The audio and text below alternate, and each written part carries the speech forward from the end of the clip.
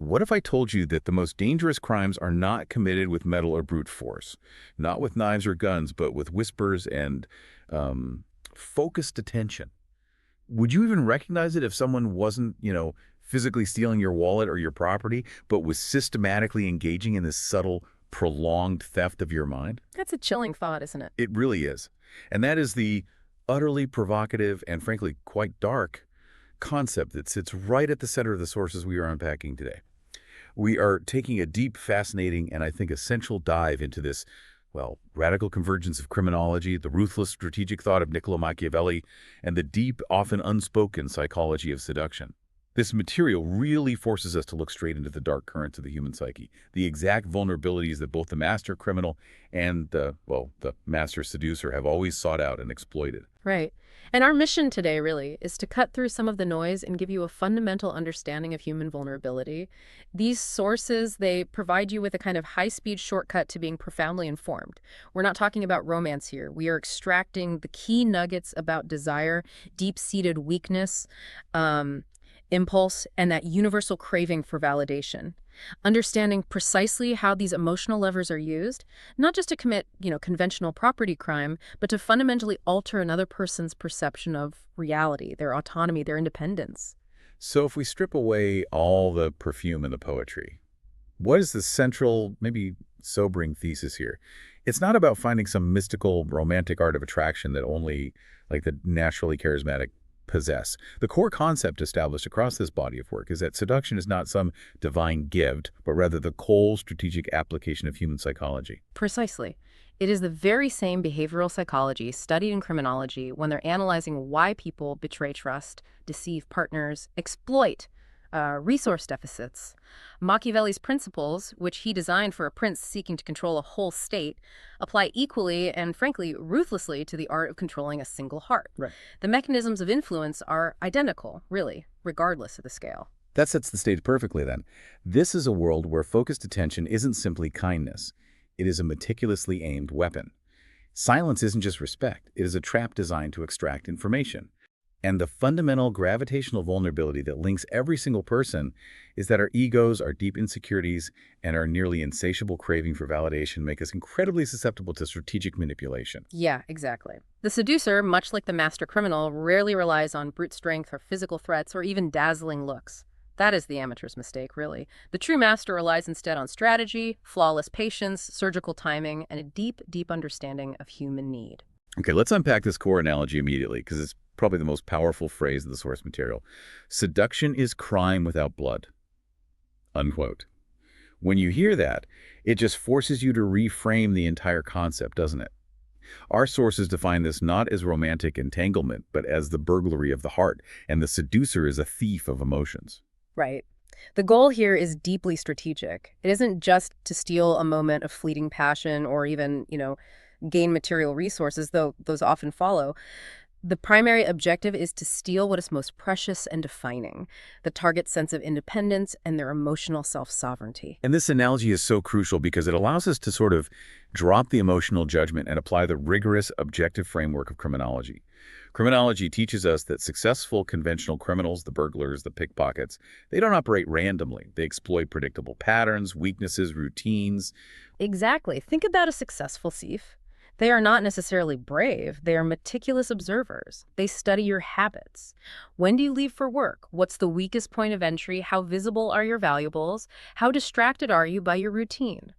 Stuff like that. Now, apply that same level of observation to emotional life. So the emotional criminal, the seducer, is doing the exact same kind of reconnaissance, but against the target's internal identity and self-worth.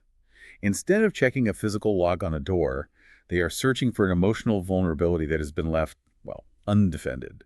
They study when you crave attention because you feel professionally undervalued, maybe. They observe when you feel invisible in your social circle. They look for when your pride aches for recognition that your current life partner or maybe your job refuses to give you.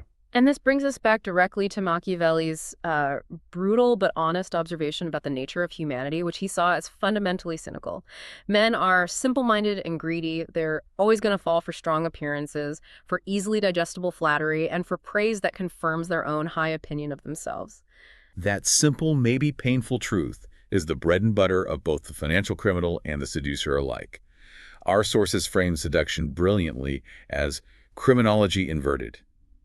Instead of studying how to prevent emotional crime, the seducer studies how to commit it against the target's mind, circumventing their defenses, using emotion as the delivery mechanism for the psychological attack. And this leads us to the critical defining moment, the opening of the safe. This is when the target's critical guard finally decisively falls. How is this achieved? Well, it's achieved not by spectacular display, but through radical restraint, by listening, by letting the target do the vast majority of the talking, and crucially, by reflecting their emotions back at them. Wait, let's slow down on that mechanism because that seems like the most insidious part. The target's talking about their pain, their frustration, their goals, whatever, and the seducer is providing this hyper-focused attention. The target experiences this sudden, powerful sense of deep intimacy that often doesn't actually exist because they mistake that focused attention for profound understanding. Is that it? That's precisely it. It's the highest form of flattery, and it's the most effective form of intelligence gathering. The seducer isn't telling the target who the seducer is, they are confirming who the target desperately wishes they were. This focused attention acts like a potent psychological drug. The sources actually describe it as a validation narcotic. It creates this false sense of connection and deep meaning, which instantly allows the thief of emotions to operate without resistance. The target becomes addicted to the sensation of being utterly, completely seen. Wow. And once that feeling is established, once that emotional safe is open, the crime is underway, and the theft of self-regard begins. Okay, moving on from the overall strategy to the specific tools. What is the single most surprisingly effective weapon the sources discuss? It is not beauty, not wit, not some grand love letter, but silence. That seems utterly counterintuitive to how we typically think about attracting someone. It does, doesn't it? But it's pure Machiavelli. Machiavelli taught that power often resides not in what you execute, but in what you restrain. A prince who speaks too freely, who rushes to justify herself, exposes his weaknesses, his needs, his anxieties. The seducer knows that the moment they speak too much, they reduce their stature and expose their own vulnerability, which instantly ruins the aura of mystery and control. So the power dynamic requires that the seducer maintains that essential strategic distance. Okay. But if silence is so central to the strategy, how do the sources reconcile that with the fundamental human need for connection? Doesn't prolonged quiet eventually look like apathy or disinterest? Which would be repellent, surely. That's the critical distinction. It is not absence of sound, it is strategic restraint deployed alongside intense focus. The analogy here is perfect. The seducer mirrors the techniques of great interrogators in criminology. What is the key to securing confession? It is rarely physical coercion, right? It is creating sustained, awkward, psychologically heavy silence. Psychological pressure of that silence, yeah. Exactly. The target, whether the criminal or the seduced, is uncomfortable with the sheer reflective weight of unbroken quiet. They are psychologically compelled to fill that negative space. In filling it, they inevitably betray themselves, trapping themselves with their own language, revealing their hidden history, their deeper insecurities, and their needs. It's like weaponized curiosity deployed through stillness. The seducer uses subtle techniques, listening, nodding at just the right moment, maybe echoing a key word, mirroring body language, to maintain the illusion of profound engagement while remaining largely non-committal.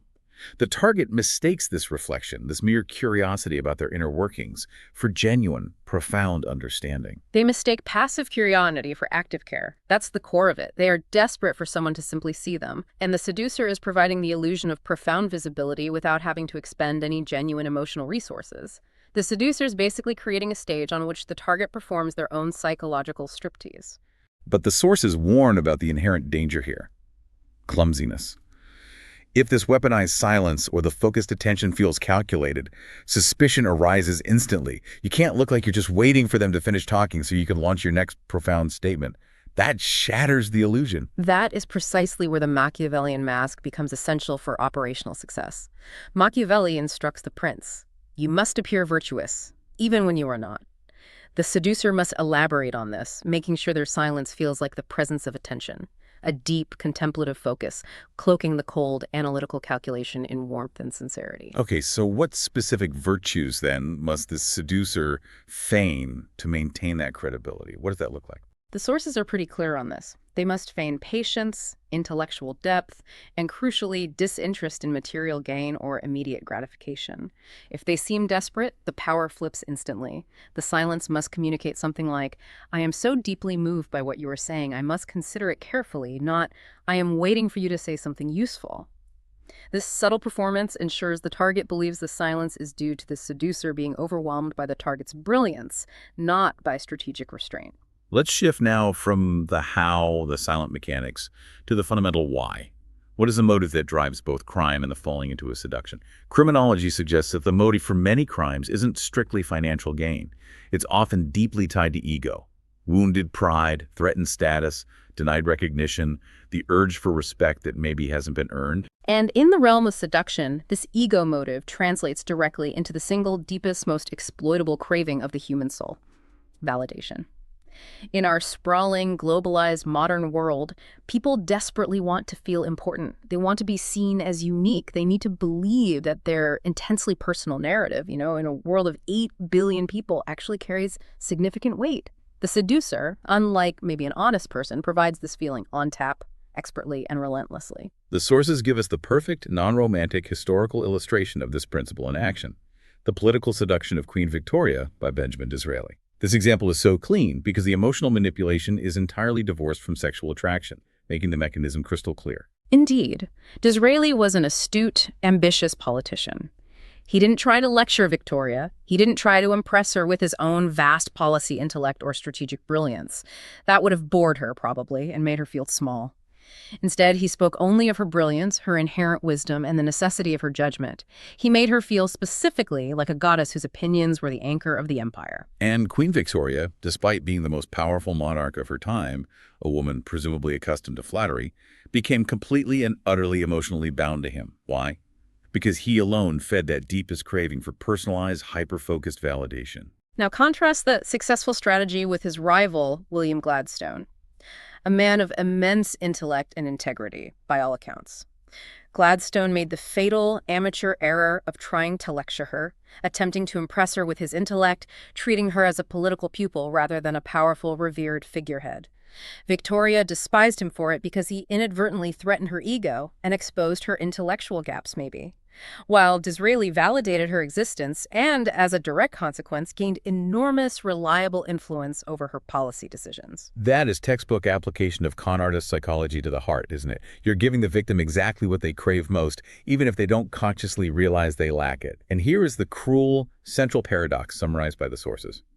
People do not fall in love with a seducer. They fall in love with themselves, reflected in the seducer's eyes. Exactly. The seducer is merely the perfect, highly polished mirror that shows them the idealized version of who they think they are. Smarter, more desirable, more tragic, more misunderstood, whatever it is.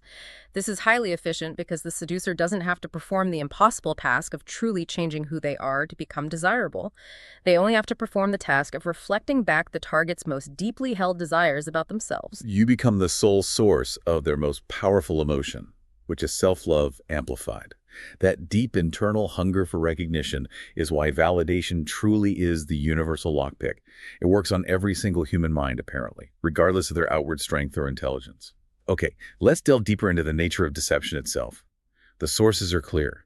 The greatest scams, whether political or emotional, are never built on pure, outlandish lies that defy reality. Criminology suggests they are built on truths twisted. A masterful con artist takes what the victim already desperately wants to believe, that they're secretly rich or incredibly smart or special, and then confirms that belief, giving them permission to indulge the fantasy. Right. And the seducer performs this identical, nuanced trick. They execute what the sources call the theater of empathy. They listen deeply, they repeat the target's words back to them in a softer, more validating tone, and thereby create the perfect, comfortable illusion of understanding. They are not building a genuine bidirectional connection. They are meticulously building a mirror chamber, and the target becomes fundamentally addicted to the beautiful, compelling reflection of themselves they see bouncing off the seducer. But this mirror, this illusion, sounds intensely fragile. It must be. Oh, absolutely. Machiavelli provides a dire warning here, applicable to both statecraft and seduction. Illusions are highly volatile and extremely difficult to maintain. If the target realizes that the attention, the listening, the reflection, all of it was calculated manipulation, the love immediately curdles into hate. Suspicion is the poison that instantly dissolves the performance. The game ends, usually in profound resentment. That means the execution of the Machiavellian mask must be absolutely flawless, not just in the beginning, but sustained indefinitely. That sounds exhausting. Correct. And yes, likely exhausting. This is why strategy must always, without fail, wear the mask of sincerity. The moment the target feels like they were merely a mark or a project, the intense self-love they were reflecting back turns immediately into self-pity and fury directed at the manipulator. The emotional crime is exposed and the influence is lost forever, often quite dramatically. Okay, let's shift to the dangerous fuel that drives this entire engine, desire. Our sources argue that desire itself in its purest awakened form is criminal. That's a strong word.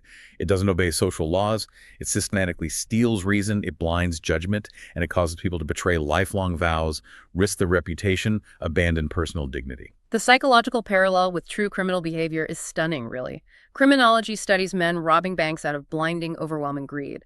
Seduction studies individuals abandoning kingdoms, stable relationships, or promising careers out of sudden, overwhelming, irrational passion. The principle is identical. Whether motivated by avarice or passion, desire destroys caution and rational defense structures. It just steamrolls them. So the seducer doesn't appeal to the logic center of the brain at all. They are masters of appealing to the basest appetites that gnaw at every soul. The hunger for novelty, the hunger for forbidden touch, the hunger to feel truly alive and escape the mundane. Once that primal hunger is skillfully awakened, rational defenses are simply bypassed and fall apart. Is that the idea? That's the idea. And this awakening is extremely dangerous, not just for the target, but eventually for the seducer too. Here is the critical warning that comes with this power. Hunger, by its very nature, is never satisfied. The seduced target will always want more, always demand more intense validation, more focused attention, and more extreme displays than the seducer can sustainably provide.